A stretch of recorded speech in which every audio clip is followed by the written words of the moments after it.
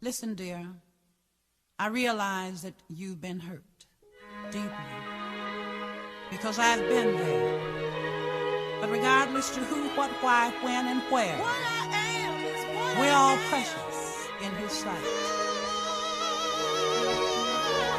And a rose is still and always will be a rose.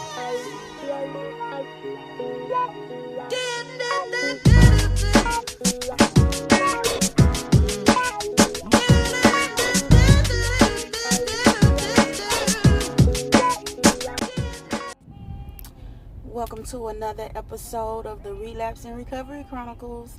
And yesterday was Mother's Day. Happy Mother's Day to all the mothers. I just wanted to come and talk about how I feel being a mom who has basically let her children down. You know, for the most part, I'm fighting, to get them back. But at the same time, this Mother's Day hit different for me. And I could tell you now that I know for a lot of mothers that's still in their addiction, Mother's Day always hit different for us, especially women who have put their children through a lot of unnecessary pain due to addiction. First off, let me say I love you. It's going to be okay. Let me uplift your spirit.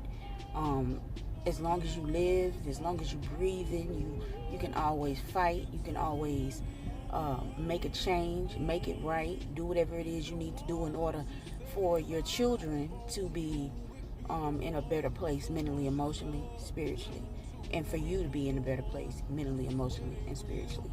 For me,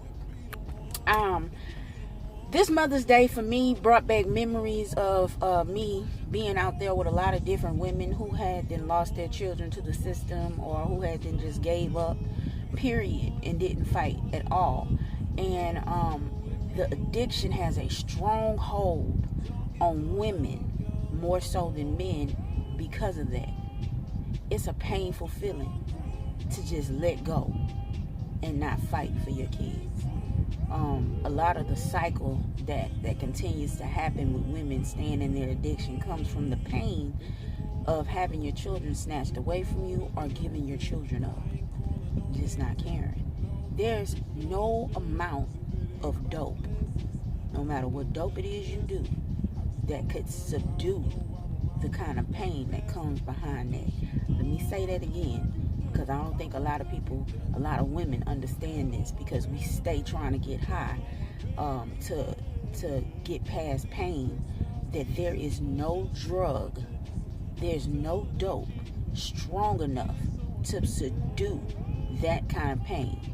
You have to come out of it. You have to come out of it, and you have to start fighting. You have to start fighting. That's the only way you can alleviate any of the mental, emotional, and spiritual pain that comes from letting your children down. That's the only reason I even made it through this Mother's Day. Last Mother's Day, we ain't gonna say what happened to me last Mother's Day, but last Mother's Day, I was completely distraught and ended up in the backseat of the police car. I'm just gonna say that. But this Mother's Day, I was off of work. I just basically calmed my nerves. I chilled. I thought about everything that I needed to be doing and everything that needed to be done in order to secure my future for me and my children.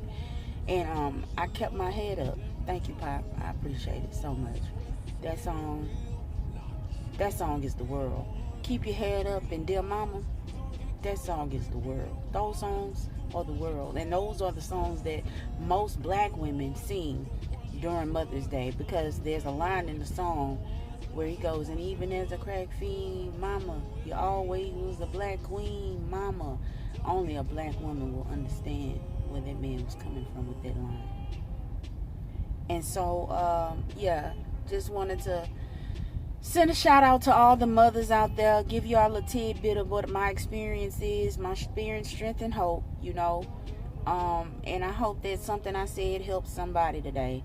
Again, this has been the Relapse and Recovery Chronicles.